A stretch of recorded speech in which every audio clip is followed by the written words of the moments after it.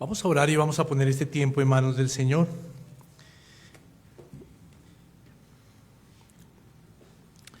Dios de los cielos, ante ti nos presentamos, rogando que hables a nuestras vidas, rogando que nos instruyas, que nos recuerdes tu palabra a través de la obra de tu Espíritu Santo en nuestros corazones. Rogando que tu palabra no vuelva a ti vacía, Señor, sino que nuestras vidas dé fruto. Que pongamos por obra, Señor, tu instrucción. Que seamos obedientes como cantábamos a tu norma, a tu ley, a tus ordenanzas, a tu palabra, Señor.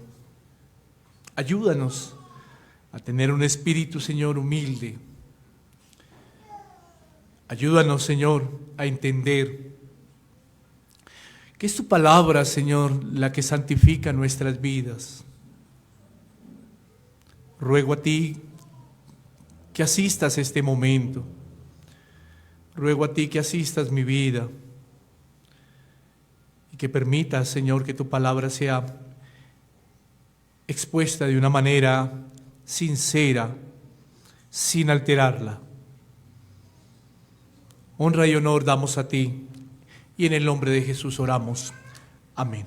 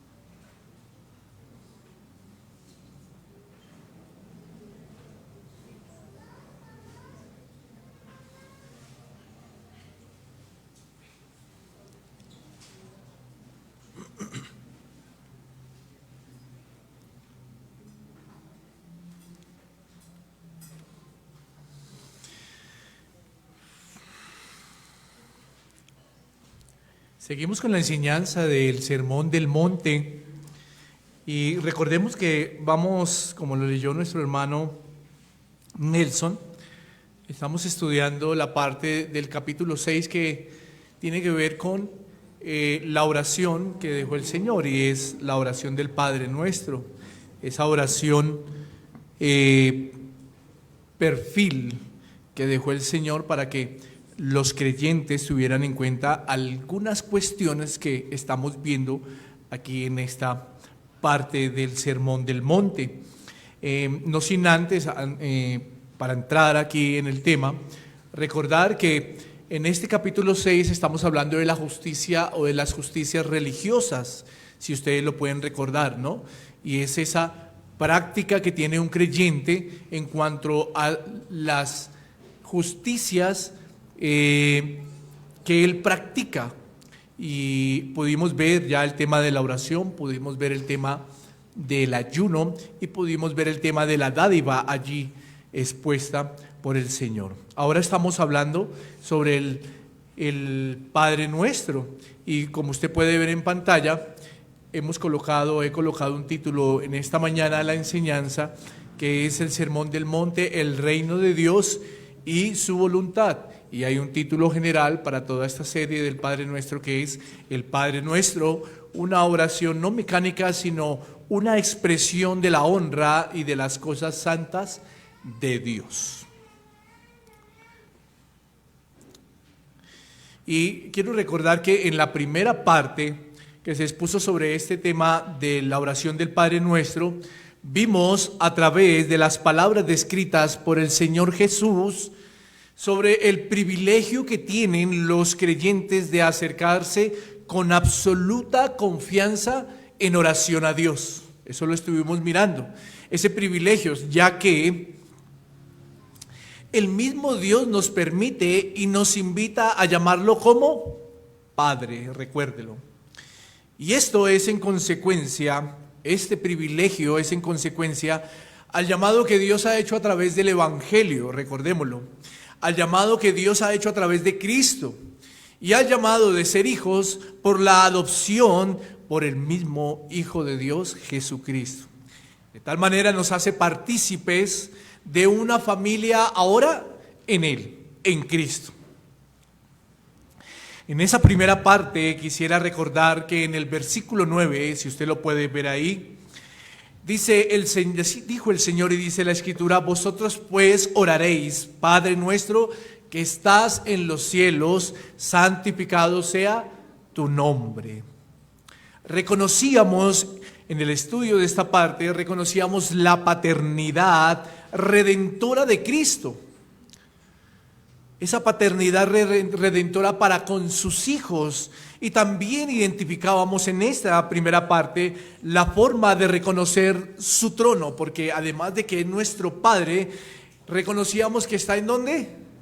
En los cielos, ¿cierto? Pero cuando reconocíamos eso, veíamos que no es un Dios que esté limitado a ¿qué? A espacio y a tiempo, ¿cierto? No hay espacio ni tiempo que lo limite. Y por último, en el estudio de esta parte, dejábamos o aprendíamos sobre esa primera petición que el Señor ordena a los creyentes a que tengan en cuenta a la hora de acercarse en oración a su Padre. Y esa primera petición es ¿cuál? Santificar el nombre de Dios. Esa es una primera petición. Y eso lo aprendíamos hace 20 días que estudiábamos esta parte. Ahora, santificar el nombre de Dios, lo veíamos, no es porque Dios debe ser más santo por nuestra oración, recordemos, sino porque Él en sí mismo es la santidad pura. Él es 3 veces santo, dice la Escritura. Más bien aquí lo que el Señor, recordemos, lo que el Señor Jesucristo nos está ordenando es que el creyente debe acercarse ¿con qué? Con reverencia, sin olvidar cuál es la naturaleza de Dios y sin olvidar cuál es la naturaleza de Él como hombre, ¿cierto? Además de eso, el mandato que es a través de la oración del creyente es que el nombre de Dios sea glorificado, sea exaltado. Ese es el mandato que Dios pone al creyente cuando ora, que el nombre de Dios sea glorificado y exaltado. Y esta debe ser, o debe ser lo primordial en la mente del creyente a la hora de acercarse a Dios. Esa primera petición, y al creyente no se le debe olvidar. Y que Cristo en este modelo de oración está ordenando que antes de pedir otras cosas que el creyente pueda tener en su corazón, antes de pedir eso, el Señor en este modelo está ordenando que su nombre sea santificado. Santificado. Bien, recordando esto, ahora vamos a entrar a esta segunda parte de esta enseñanza sobre la oración del Padre Nuestro. Y como lo pudimos leer hace un momento, ahora entramos a mirar 2 peticiones más, una segunda y una tercera petición que el Señor Jesús ordena en este modelo de oración. Y es una ordenanza para que sea manifiesta en aquel que se acerque al trono de la gracia, para aquel que deba entender y que deba identificar que hay otra cuestión más importante, o que hay cuestiones más importantes a la hora de orar antes de hacer uso de peticiones individualistas y egoístas por sus necesidades personales. Aquí el Señor Jesús está dejando por sentado, no es que repitamos, aunque aclaramos en la introducción de esta enseñanza sobre el Padre Nuestro, no es que esté malo repetir, el Señor Jesús no prohibía la repetición. Lo que prohibía era que no tuviese entendimiento las palabras que se estaban levantando a Dios. Recordemos que eso lo vimos. Pero aquí lo que el Señor Jesús nos ordena en este modelo de oración es que el creyente puede identificar que antes de hacer uso de la oración para presentar ruegos por peticiones personales, egoístas e individualistas, lo primero que debe hacer es santificar su santo nombre. Y ahora vamos a mirar dos peticiones más antes de entrar a esas peticiones individuales. Ahora, no es que estemos haciendo de la oración algo mecánico, y no es que ahora usted no pueda acercarse a Dios a pedirle algo, no. El Señor Jesús está dejando este modelo para que podamos entender cuál es nuestra naturaleza a la hora de acercarnos a Él, a un Dios que es 3 veces santo, y que nuestra naturaleza pecaminosa, por el don de la misericordia dada por Cristo Jesús a cada uno de nosotros, de acercarnos a Él en oración, de acercarnos a Él en oración. Es por eso que antes de profundizar en lo que vamos a ver hoy,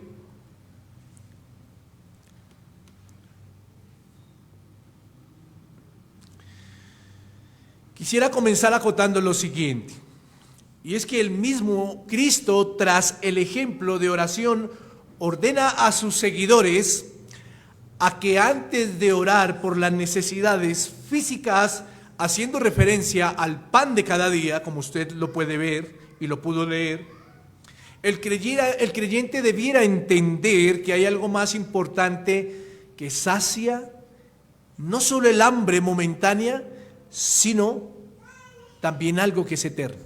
El creyente debiera entender eso cuando se acerca en oración a Dios. Y eso tiene que ver mucho con la segunda y la tercera petición que estaremos mirando en esta mañana, y que se deben tener en cuenta a la hora de orar y de presentar nuestro ruego al Señor. ¿Cuáles son esas peticiones ahora que vamos a estar mirando? Bueno, lo invito a que vaya a su Biblia al versículo 10 de Mateo 6. Y note que hay dos peticiones. La primera es, venga tu reino, y la segunda es, hágase tu voluntad. Palabras dadas por el Señor Jesús con el propósito de que se vea cumplida la primera petición. Estas dos peticiones fueron seguidas con el propósito inicial de que se vea cumplida la primera petición. Y usted sabe o recuerda cuál es la primera petición: santificar el nombre de Dios. Y es que un penitente, mi amado hermano y mi querido amigo, un penitente debe entender que además de que fue adoptado por Dios, también fue llamado con el propósito de glorificar a Dios. Y al orar por la venida de su reino, está manifestando la relación que ahora él, como creyente, tiene con el rey de ese reino. Y eso es una forma en que el nombre de Dios es santificado y glorificado.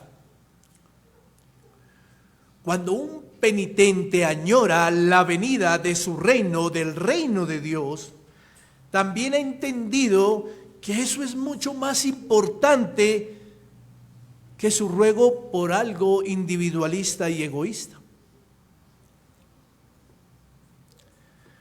Para poder entender lo que el Señor Jesús estaba ordenando aquí en esta segunda y tercera petición, es bueno que podamos identificar lo que Cristo quiso decir con la palabra reino. Es bueno que usted y yo podamos identificar esto. ¿Qué quiso decir el Señor Jesucristo con la palabra reino? Bueno, como primera medida vamos a mencionar el significado de la palabra reino. Y la palabra reino tiene como significado realeza, gobierno, soberano o soberanía. Entonces podemos decir, bajo este significado y bajo lo que ya tenemos en mente, podemos decir que reino consiste en una población unida bajo el dominio de un líder. Reino consiste en una población unida bajo el dominio de un líder. Ahora debemos considerar algo. Y es que cuando entramos a esta petición, habiendo reconocido la paternidad de Dios y habiendo glorificado su santo nombre, Cristo ordena al penitente a que el reino que debe venir cuando clama en oración no es un reino humano, sino es un reino diferente, un reino divino.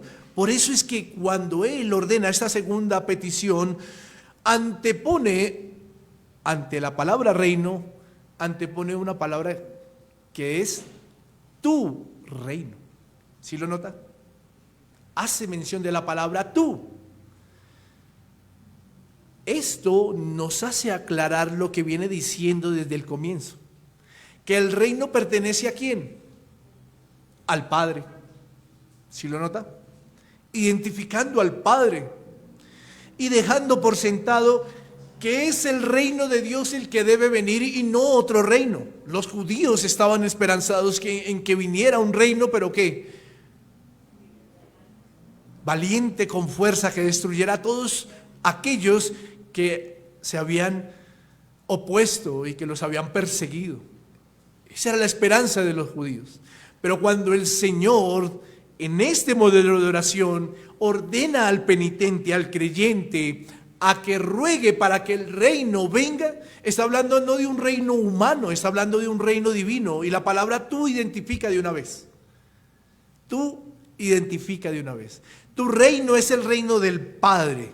Está identificando a ese Padre, a esa paternidad con el cual nosotros aprendimos que esa paternidad redentora nos permite acercarnos a Dios. El Padre que ha redimido y ha adoptado, ese es el reino, el Padre glorioso y el Padre que debe ser santificado en nuestra oración. Teniendo claro esto, mi amada iglesia, identifiquemos ahora a qué se refería el Señor Jesús cuando ordenó esta segunda petición. La Escritura hace mención de la palabra reino en 3 dimensiones. Espero me entienda la palabra dimensión. La Escritura hace mención de la palabra reino en 3 dimensiones. Y quiero hacer énfasis en esta mañana solo en 2. En la segunda voy a tocar la tercera. Y hace mención sobre el reino poderoso o soberano de Dios.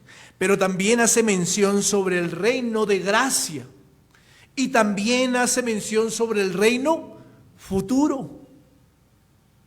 Pero como le dije hace un momento, quiero hacer énfasis en 2 y es en las 2 primeras. El reino poderoso soberano, esa primera. La Escritura hace referencia al gobierno de Dios en cuanto a este reino. Hace referencia en cuanto a la soberanía que tiene Dios sobre todas las criaturas creadas. Dios tiene dominio sobre todo, tanto de ángeles buenos como de ángeles malos.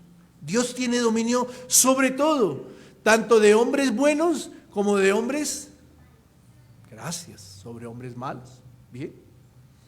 Dios tiene dominio también de las bestias y de los animales y de todo lo que está en el cielo y lo que está en la tierra. Dios tiene el control absoluto de todo y todo está completamente en su mano y está ordenado por Él, todo. Bueno, corroboremos esto a través de la Escritura. En boca de David podemos ver en el Salmo 119, versículo 90 y 91, que la palabra dice: de generación en generación es tu fidelidad. Tú afirmaste la tierra y subsiste. Por tu ordenación subsisten todas las cosas hasta hoy, pues todas ellas te sirven. Si nota el gobierno poderoso de Dios. Ahora, en la misma boca de David, en el Salmo 103, versículo 19 al 22, encontramos: Jehová estableció en los cielos su trono y su reino domina sobre todos. Su reino, nótelo. Su reino domina ¿sobre quién? ¿Sobre algunos? Sobre todos. Bendecid a Jehová vosotros sus ángeles, poderosos en fortaleza, que ejecutáis su palabra, obedeciendo a la voz de su precepto. Versículo 21. Bendecid a Jehová vosotros todos sus ejércitos, ministros suyos que hacéis su voluntad. Interesante esto, ¿no? Bendecid a Jehová vosotras todas sus obras en todos los lugares de su señorío. ¿Habrá algún lugar en este universo en donde el Señor no tenga señorío? Bendice, alma mía, a Jehová, termina el versículo 22. Es interesante cómo la Escritura nos deja ver, cuando hace referencia al reino de Dios, cómo la Escritura nos deja ver que el reino de Dios es un reino que gobierna todo, que tiene dominio y poder sobre todo lo creado, tanto en los cielos como en la tierra. Ahora, en palabras de un hombre que se levantó contra Dios, en palabras de Nabucodonosor podemos ver lo siguiente. Él reconoció el poder del Dios de Daniel y dijo lo siguiente, Daniel 4:34 al 35. Mas el fin del tiempo, yo, Nabucodonosor, alcé mis ojos al cielo y mi razón me fue devuelta. Y bendije al Altísimo y alabé y glorifiqué al que vive para siempre, cuyo dominio es sempiterno. Y su reino por solo el tiempo en donde vivió Daniel. ¿Eso dice la Escritura? Por todas las edades. Por todas las edades. Versículo 35. Todos los habitantes de la tierra, todos los habitantes de la tierra son considerados como nada.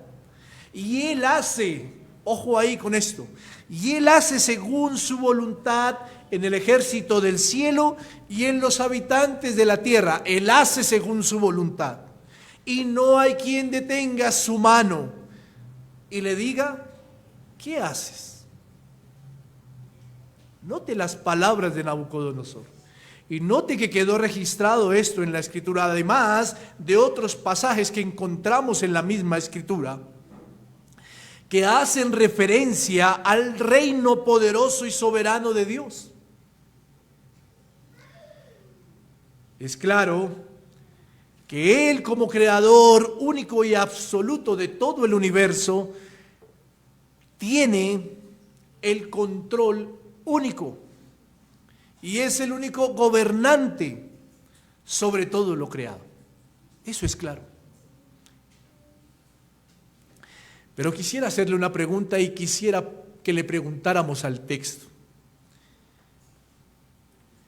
¿A este reino se refiere Cristo cuando ordena al penitente orar, venga tu reino? Sabiendo que todos los hombres, sean buenos, sean malos, sabiendo que en todo el universo, tanto en el cielo como en la tierra, ángeles buenos y malos, ya está establecido un reino poderoso. Entonces preguntémosle al texto o preguntemos, ¿a este reino es el que se refiere Cristo cuando ordena al penitente orar, venga tu reino? Bueno, quiero decirle que es claro que no, porque como criatura ya estamos sometidos a ese rey poderoso, a ese rey poderoso. Entonces, ¿a qué reino hace referencia el Señor cuando ordena a sus hijos, a los creyentes, que oren, venga tu reino? Miremos otra dimensión que la Biblia nos menciona en cuanto al reino, y es el reino de su gracia, el reino de su gracia. Este reino, mi querido hermano y amigo, hace mención en cuanto a que los súbditos de este gobierno de ese gobierno del reino de gracia son los verdaderos creyentes y son los verdaderos conversos, discípulos y seguidores del Señor. Por así decirlo, es el reino expresado a través de su pueblo, de su iglesia. Y es que este reino tiene que ver con el gobierno absoluto sobre los corazones de los que han creído en él. Y en este reino, Cristo es el que gobierna. Cristo es el rey. Juan el Bautista hizo mención de este reino de la siguiente manera. Mateo 3:2 dijo Juan el Bautista: en aquellos días vino Juan el Bautista predicando en el desierto de Judea y diciendo: arrepentidos, porque el reino de los cielos se ha acercado. Cuando Juan el Bautista dijo estas palabras, ¿a quién o a qué estaba haciendo referencia? A Cristo y a su pueblo, a Cristo y a su iglesia, a Cristo, quien había sido prometido desde los tiempos antiguos. Y esto mismo, de esta misma manera, Cristo lo ordenó a sus discípulos para que lo predicaran a otros en otros lugares. Mateo capítulo 10, versículo 7. Y yendo, les decía el Señor a aquellos que eran comisionados para ir a enseñar, y yendo, predicad diciendo: el reino de los cielos se ha acercado. Haciendo referencia al mismo reino que Juan el Bautista estaba haciendo mención cuando allí le estaba predicando a los judíos. Haciendo referencia a ese reino de gracia visto a través de Cristo y de su iglesia. Y en la misma secuencia, en el mismo orden en la Escritura, vemos la orden o el mandato de predicar sobre este reino en todo el mundo. Mateo 24:14. El Señor dijo: y será predicado este evangelio del reino en todo el mundo, para testimonio a todas las naciones, y entonces vendrá el fin. Por lo tanto, mi querida iglesia, este reino de gracia es a través de Cristo. Cristo quien gobierna a su pueblo, Cristo quien gobierna a la iglesia, y su iglesia debe vivir bajo el dominio absoluto de su rey. Es claro que bajo el reino poderoso de Dios, Él bajo su soberanía, el mismo Dios, bajo su soberanía y voluntad, ha permitido la perdición del hombre por causa del pecado. Y estos que son hombres malos viven bajo el gobierno de su padre el diablo, porque desean hacer la voluntad de quien gobierna sus vidas. Juan 8:44 dice: vosotros sois de vuestro padre el diablo, y los deseos de vuestro padre queréis hacer. Él ha sido homicida desde el principio y no ha permanecido en la verdad, porque no hay verdad en él. Cuando habla mentira, de suyo habla, porque mentiroso y padre de mentira es. Por lo tanto, mi amada iglesia, debemos entender que hay hombres que el Señor pasa por alto y sus corazones son endurecidos, y estos corazones no se someten al gobierno de Cristo, al gobierno de ese reino de gracia. Pero aquellos que han sido unidos por medio de Cristo y que son parte, óigame bien, y que son parte de la iglesia, del pueblo de Dios, son gobernados por su rey. Son gobernados por su rey.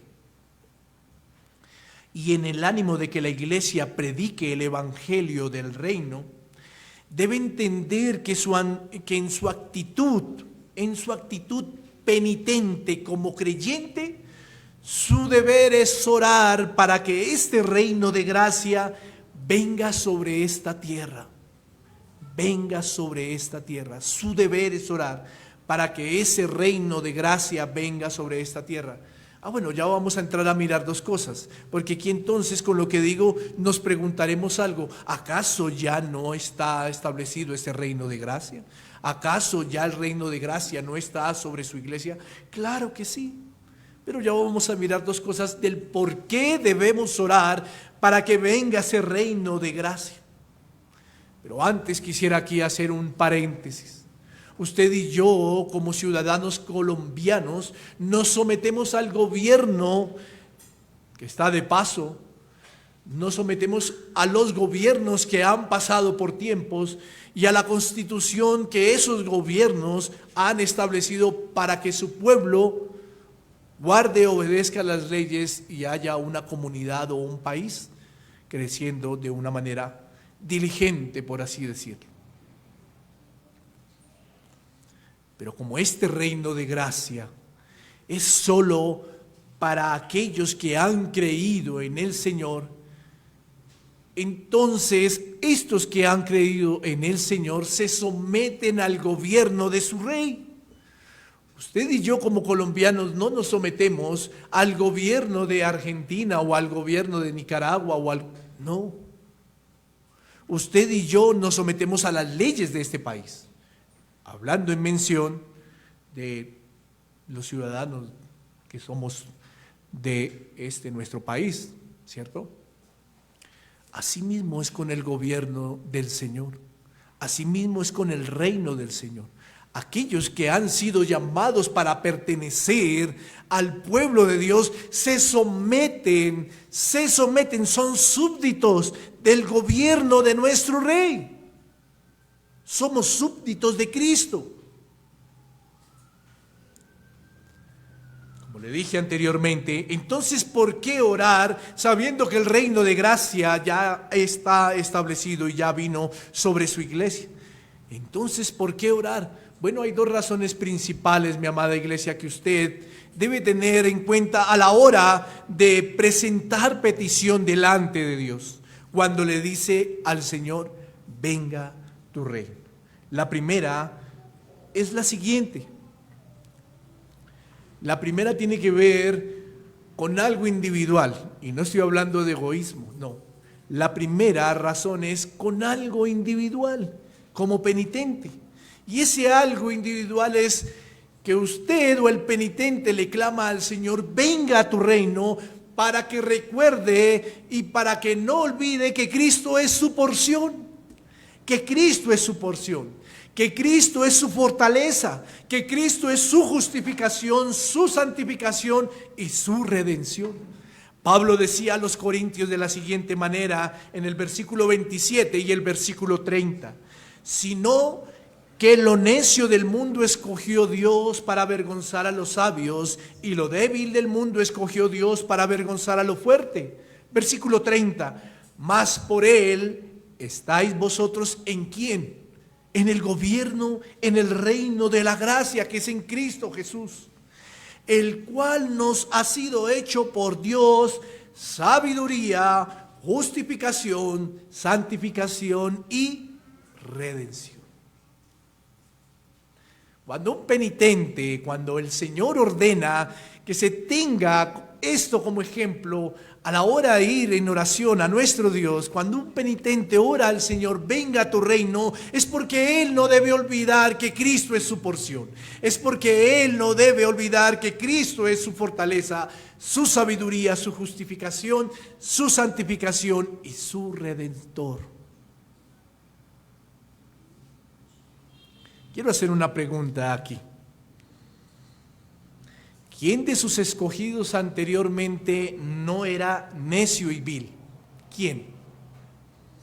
¿Quién de sus escogidos anteriormente no era necio y vil? Todos éramos necios y viles. Todos. Todos, mis hermanos. Todos. Por eso ahora que el creyente está en Cristo, ahora que hace parte del reino de los cielos, del reino de gracia, su deber es orar para que el reino de Dios venga y que a través de Cristo su vida sea fortalecida, su vida sea cada día santificada en cada momento. Esto debe llevar al creyente a tener un ánimo más grande. Esto debe llevar al creyente, al penitente, a tener un ánimo más grande. ¿Y sabe cuál es ese ánimo? Ya entendimos que cuando le decimos al Señor, venga tu reino, es para que podamos recordar que Cristo es nuestra porción. Pero esto debe llevar al creyente a tener un ánimo más grande cuando oramos. ¿Sabe cuál es ese ánimo?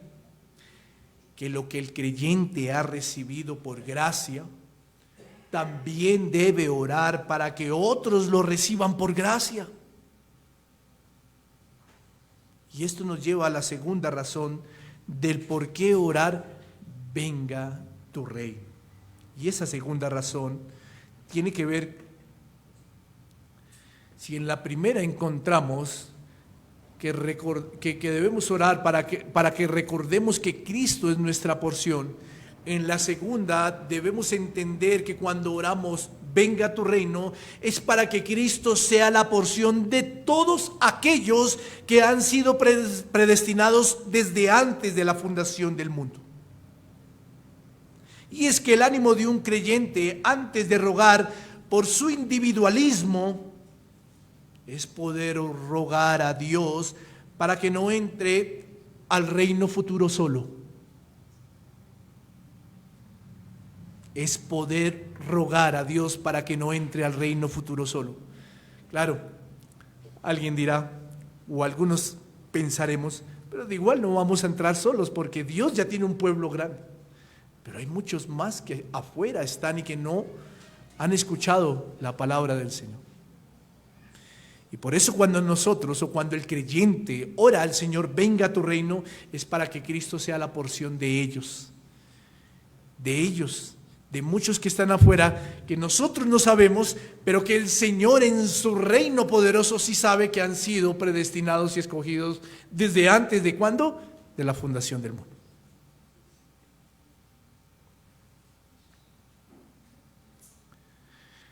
Dios en su infinita soberanía permita que todos aquellos que Él ha escogido, Dios en su infinita soberanía permita que a sus oídos, llegue pronto la noticia del reino. Y el penitente debe clamar por eso. Porque tu reino venga y porque tu reino se manifieste a todo el mundo, a sabiendas que en medio de todos los habitantes de esta tierra hay un remanente escogido para ser parte del reino de Dios. ¿Quiénes son? Como lo decía hace un momento, ¿quiénes son? Bueno, la iglesia no lo sabe. La iglesia no lo sabe. Pero es por eso que a ella se le ha encomendado no solo el deber de predicar, sino el deber de orar también por esto. Por lo tanto, cuando el penitente creyente ora por esto, está anhelando para otros los mismos beneficios que ha recibido. Y uno de ellos es que sean también partícipes de la promesa de redención y de herencia celestial que el Señor ha prometido. El apóstol Pedro en su primera carta dice lo siguiente: obteniendo el fin de vuestra fe, que es la salvación de vuestras almas. Esa es la promesa para todos aquellos que hacen parte del reino y que han sido gobernados por su Rey. Es por eso que en la oración del creyente debiera existir siempre la iniciativa de que se cumpla esto que el Señor ha prometido. Y claro, se va a cumplir. Pero el creyente debe tener siempre esa iniciativa de orar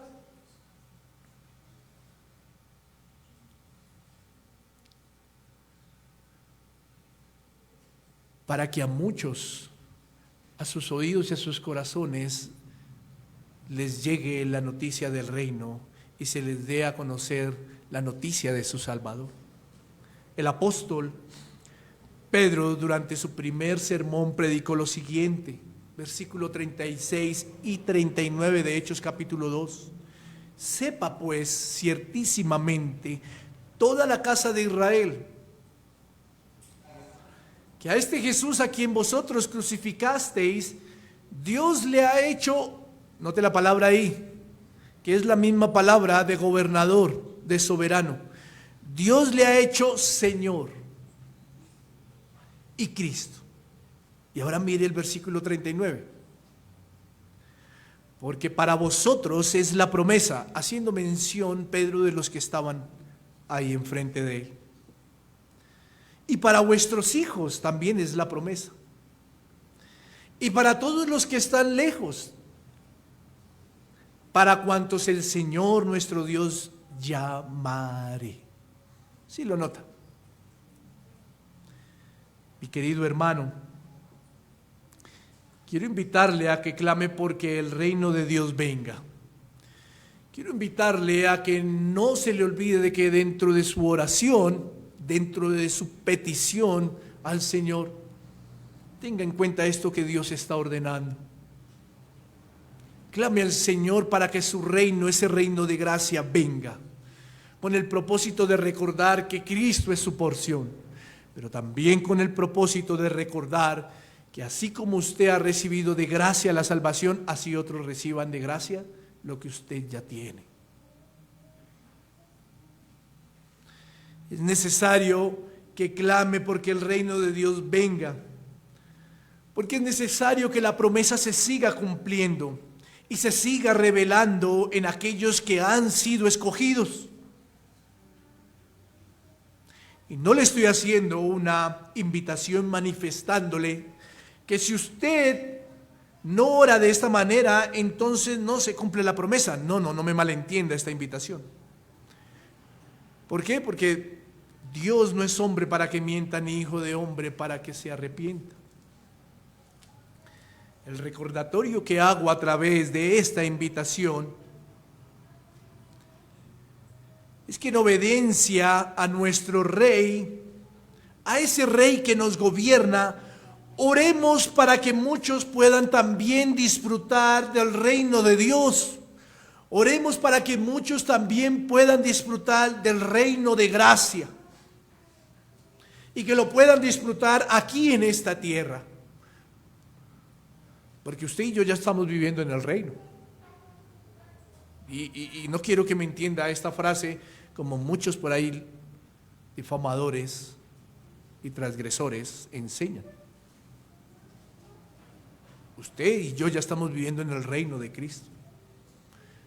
Y como súbditos de Cristo, pues vivimos en un gobierno al cual Él nos ha dejado unas normas, unas leyes, y debemos caminar en obediencia a Él. Eso es lo que vemos en la Escritura.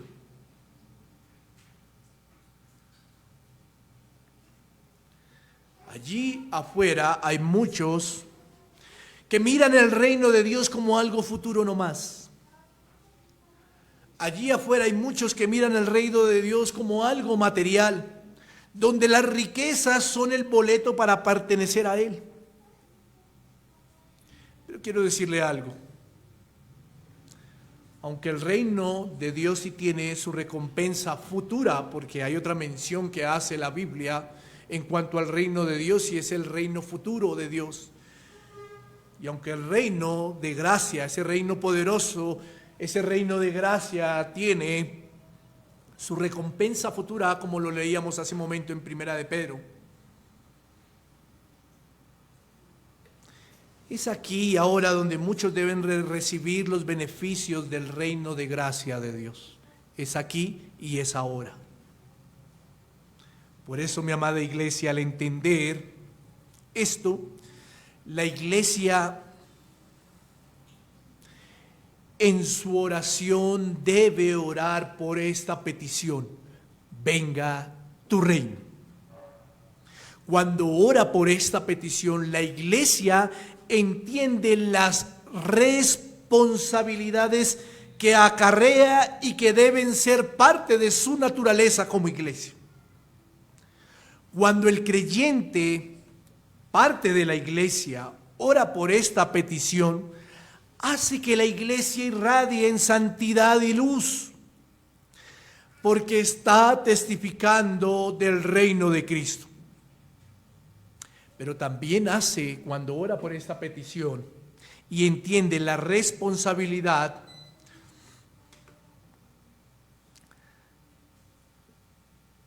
hace que el reino de Dios se ensanche y trabaje en pro de que este reino se ensanche. Cuando un creyente, cuando la iglesia creyente ora por esta petición, entiende que debe preparar y enviar siervos fieles, preparados en la verdad, de buen testimonio y con amor por su iglesia, para que se predique sobre el reino. El Señor Jesús dijo en Mateo 9:38, rogad pues al Señor de la mies que envíe obreros a su mies. Si nota que debemos orar, si nota que la orden es orar para que el reino de Dios venga, pero si nota que también a la hora de orar la iglesia entiende que hay una responsabilidad, una iniciativa en donde se trabaja para el ensanchamiento de este reino y para que esto se cumpla. Y no porque esté absolutamente en nuestras manos, no, sino porque el Señor ha dispuesto de su iglesia para que la noticia del reino de gracia se dé a conocer en todo el mundo. La iglesia también entiende la responsabilidad que su prédica sea bendecida y fructífera para que el reino de Dios se extienda.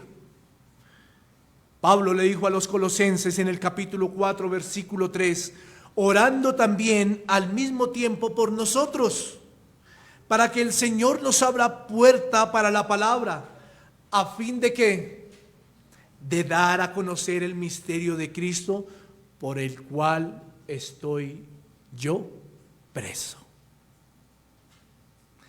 La iglesia, cuando ora, venga tu reino, entiende la responsabilidad que cada principio de oportunidad es para predicar sobre el evangelio del reino, que cada principio de oportunidad deben ser instituciones benditas. La iglesia entiende eso, que cuando ora al Señor, venga tu reino, cada principio de oportunidad que se le presente debe ser una institución bendita y debe ser una institución aprovechada, comenzando por los hogares, en donde ahí se pueda compartir en pequeños fortines, en pequeñas iglesias, se pueda compartir el evangelio, donde se dé a conocer el reino de gracia. La iglesia entiende que si ora por eso, también tiene esta responsabilidad. Cuando la iglesia ora, venga tu reino, no solo anhela los beneficios para sí, también los anhela para otros.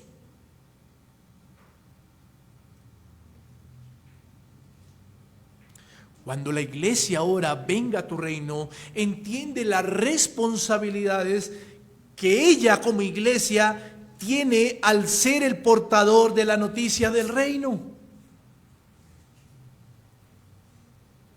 Mis hermanos, el Señor Jesús deja esta petición para que la iglesia ore, pero también para que la iglesia sea responsable en cuanto a las demandas de que esto se cumpla en todo el mundo. Ahora quisiera, ya para entrar en la recta final, que entráramos a esa tercera petición que el Señor ordena a que se haga en la oración. Y es, hágase tu voluntad en la tierra como en el cielo. Quiero comenzar esta parte diciendo lo siguiente. Cuando el hombre estaba en estado de inocencia y rectitud, reconocía con gozo la majestad y supremacía de Dios. Cuando el hombre estaba en este estado, era consciente de su dependencia absoluta de su Creador. Se sometía a Dios como legislador y lo hacía con disposición alegre. El hombre hacía todo lo que Dios le exigía cuando estaba en este estado. El hombre no conocía otra voluntad sino la de su Dios, porque su ley estaba impresa ¿en dónde? En el corazón que el mismo Dios le había dado. Sin embargo, después de la caída, todo el hombre se ha corrompido, todos los hombres se han corrompido. Y aunque pueda ser consciente el mismo hombre en su raciocinio, aunque pueda ser consciente de sus obligaciones ante Dios, el mismo hombre se separa por sí mismo de esas responsabilidades debido a su pecado, debido a su orgullo y debido a la maldad que hay en su corazón. Ahora este hombre, después de entrado el pecado, ahora este hombre rechaza la ley que fue escrita en su corazón. Ahora este hombre, por causa del orgullo, ya no se somete con alegría y con gozo a su rey. Ahora este hombre camina por sí mismo y se deja guiar por sus propias concupiscencias. Este hombre se ha declarado su propio Señor. No se somete a la voluntad de nadie y por su propia conducta declara, como vemos en la Biblia, declara lo que el mismo Faraón declaró. Éxodo capítulo 5, versículo 2. Y Faraón respondió: ¿quién es Jehová para que yo oiga su voz y deje ir a Israel? Yo no conozco a Jehová, ni tampoco dejaré ir a ¿quién? A Israel. Esa es la actitud de los hombres después de entrado el pecado. Y es que el corazón del hombre está gobernado por el pecado. Pero cuando Dios convierte a una persona a través de su reino de gracia, la voluntad pecaminosa del ser del hombre se vuelve gravosa para el mismo hombre. El creyente ahora en ese reino de gracia, empieza a aborrecer y forcejea con su propia voluntad. Entra en una lucha entre la carne y el espíritu, como lo nombra Pablo en Romanos 7 y 8. Y este hombre empieza a desear y amar la voluntad ¿de quién? De su rey, de Dios. Y el cumplir la voluntad de su rey ahora es un deleite, como lo era antes en su estado de inocencia.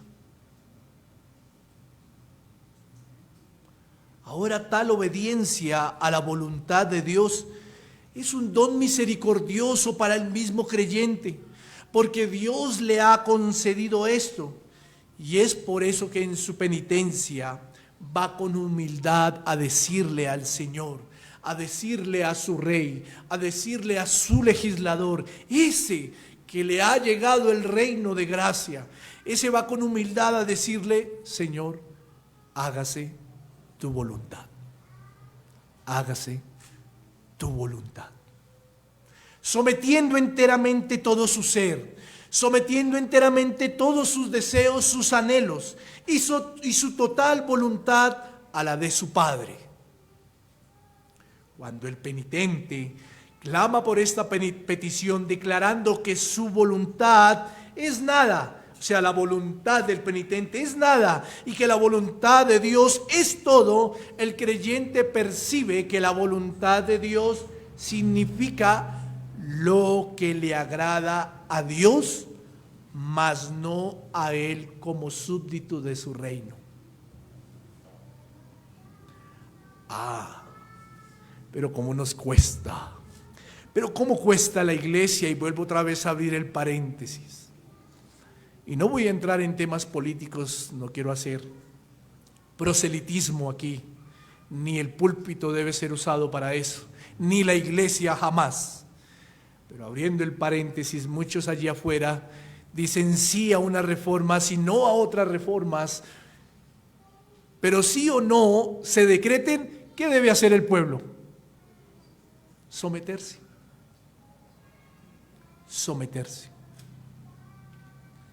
¿Acaso no más bien debería ser con gozo y deleite someternos a esas reformas que Dios ha dejado a la vida del creyente en medio de su reino de gracia y permitir que el legislador, que es Cristo, haga su voluntad sobre nuestras vidas?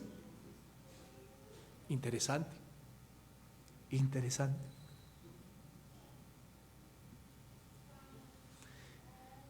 El creyente, vuelvo y lo digo, percibe que la voluntad de Dios significa todo lo que le agrada a Dios, mas no a Él como súbdito de su reino. La voluntad es el beneplácito de Dios para su vida.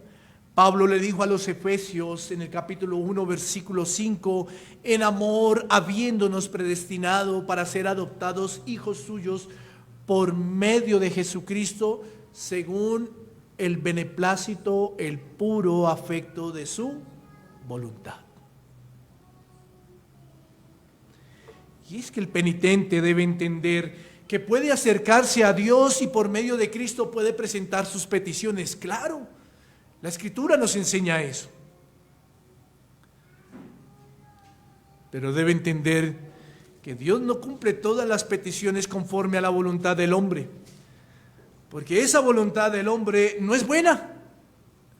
Esa voluntad del hombre es mala, ya que proviene de un corazón orgulloso. El creyente debe entender cuando dice a Dios, hágase tu voluntad, que Dios cumple todo, pero bajo lo que le agrada a Él para nuestras vidas. Bajo su voluntad, entendiendo que quien ha levantado esa oración es uno que le ama. Uno que le ama. ¿Y qué dice la Escritura? El que le ama entiende que todas las circunstancias obran, ayudan, ¿para qué? Para bien. Para bien. Y entiende, como dice la Escritura, si le ama al Señor y si es un súbdito verdadero, entiende que su voluntad, que es buena, también es agradable y que es perfecta. Cristo mismo dio el ejemplo al decirle al Padre que se hiciera su voluntad, mas no la de Él. Y esto lo dijo cuando estaba orando allí en el Getsemaní, ¿sí lo recuerda? Es por eso, mi querido hermano, mi querido amigo, que uno que ahora hace parte del reino, no vive bajo sus propios deseos, no vive bajo sus propios anhelos voluntarios.